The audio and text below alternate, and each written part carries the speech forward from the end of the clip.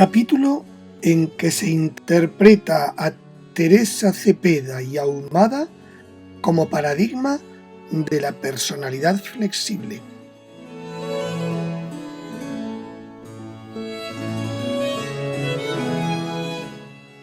Recorriendo la amurallada ciudad de Ávila de los Caballeros, evocó Netijote la célebre figura de la monja Teresa de Jesús, viéndola como persona de carácter flexible. Sabedor de su orientación a la búsqueda de Dios y conocedor de la época hostil al desarrollo intelectual de la mujer y su autonomía, Netijote nos glosa su opinión.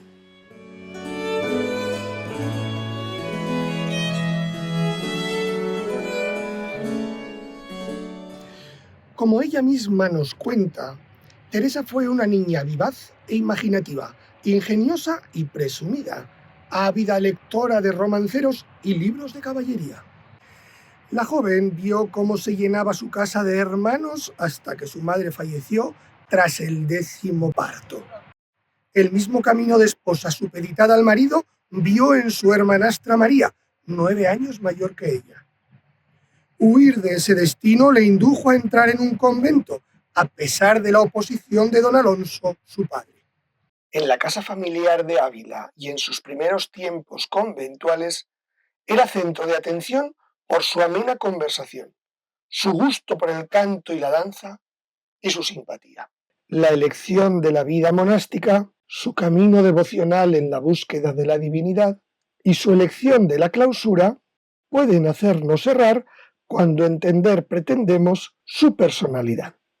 Teresa de Ahumada sustentó sus progresos y logros en su capacidad de relacionarse, en los fuertes lazos y la adhesión que provocaba, aunque también suscitaba en otros rechazo.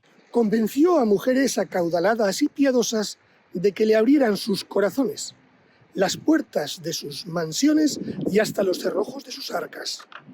Guiomar de Ulloa, Luisa de la Cerda, Ana de Jesús, de quien al final se hizo amiga, y hasta la princesa de Éboli, Ana de Mendoza, con quien la relación no fue tan buena. La reja del locutorio del monasterio de la Encarnación era un lugar de encuentro de intelectuales e ilustres. El duque de Gandía, Francisco de Borja, Luis de León, Francisco Salcedo y hasta el rey Felipe II, que le otorgó apoyo en un momento difícil. Tantos en los que se apoyó Teresa para sus empresas, como la monja Juana Suárez en sus comienzos, o Ana de San Bartolomé, en cuyos brazos murió. De ninguna monja se conocen los nombres de más confesores: Pedro Hernández, Diego de Cetina, Domingo Báñez, Rodrigo Álvarez, Pedro de Alcántara, Jerónimo Garcián, Juan de la Cruz y otros tantos, algunos de los cuales devinieron en santos. En ellos buscaba orientación y estaba abierta a sugerencias. Se sometía a su obediencia, aunque sin dejar de emprender, siguiendo su propósito. En su búsqueda del vínculo divino probó de todo: el recogimiento, la oración callada, su castillo interior, pero también el dolor del cilicio, la privación de alimento, el arrobamiento, el éxtasis místico. Era en su tiempo la vida monástica carmelita bastante laxa, y ella quiso volver a los austeros orígenes de la orden, fundando las Descalzas.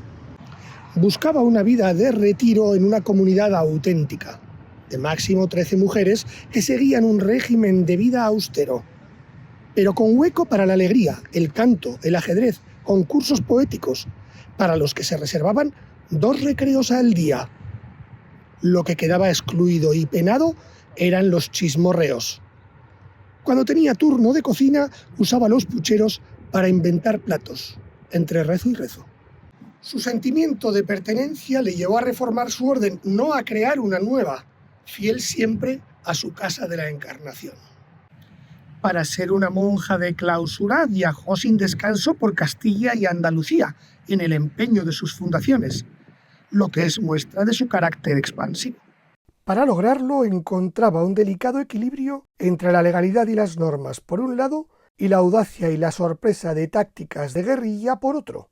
Para su primera fundación consiguió un breve del Papa, y persuadió al obispo de Ávila, aunque no tenía la autorización del provincial de su orden. Entraba de noche cuando había resistencia a una fundación. En Medina del Campo despertaron al notario para que certificara la propiedad y sortear la oposición de sus vecinos, los agustinos, que vieron la fundación al amanecer como un hecho consumado.